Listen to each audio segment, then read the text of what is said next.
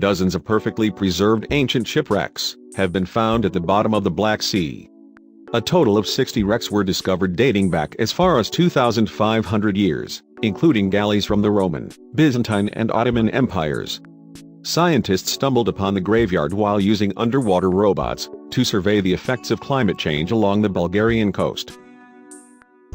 Because the Black Sea contains almost no light or oxygen, little life can survive, meaning the wrecks are in excellent condition.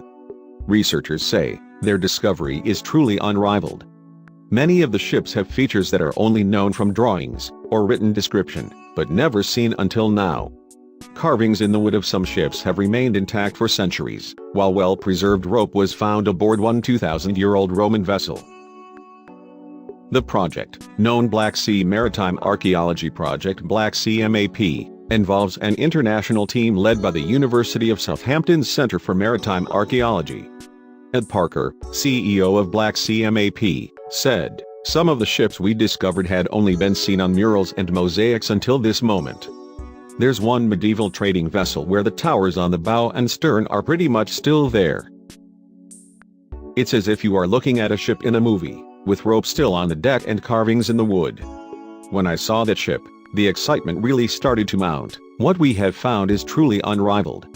Most of the vessels found are around 1,300 years old, but the oldest dates back to the 4th century BC. Many of the wrecks' details and locations are being kept secret by the team to ensure they remain undisturbed."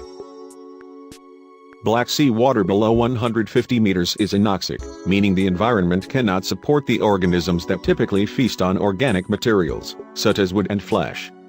As a result, there is an extraordinary opportunity for preservation, including shipwrecks and the cargoes they carried. Ships lie hundreds or thousands of meters deep with their masts still standing, rudders in place, cargoes of amphorae and ship's fittings lying on deck. Project leader Professor John Adams, of the University of Southampton, said, "This assemblage must comprise one of the finest underwater museums of ships and seafaring in the world." The expedition has been scouring the waters 1,800 meters below the surface of the Black Sea since 2015, using an offshore vessel equipped with some of the most advanced underwater equipment in the world. The vessel is on an expedition mapping submerged ancient landscapes, which were inundated with water following the last ice age.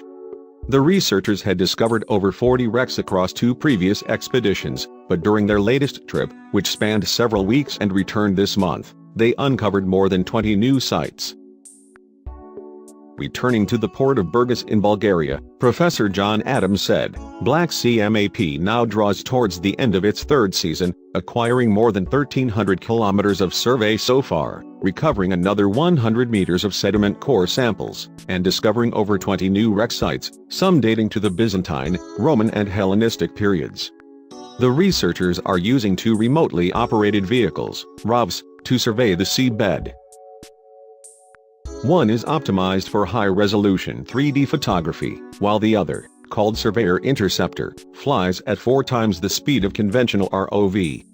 The Interceptor carries an entire suite of geophysical instrumentation, as well as lights, high-definition cameras and a laser scanner.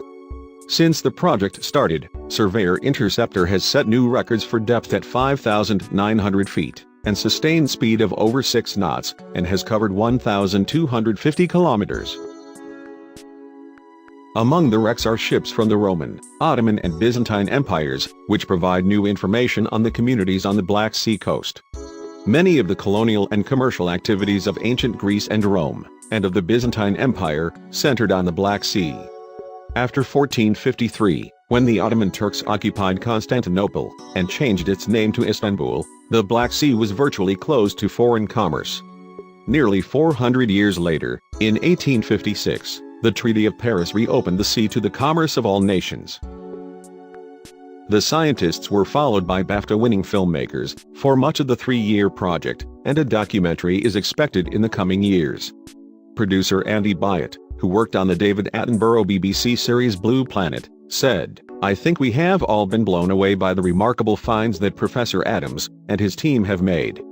The quality of the footage revealing this hidden world is absolutely unique."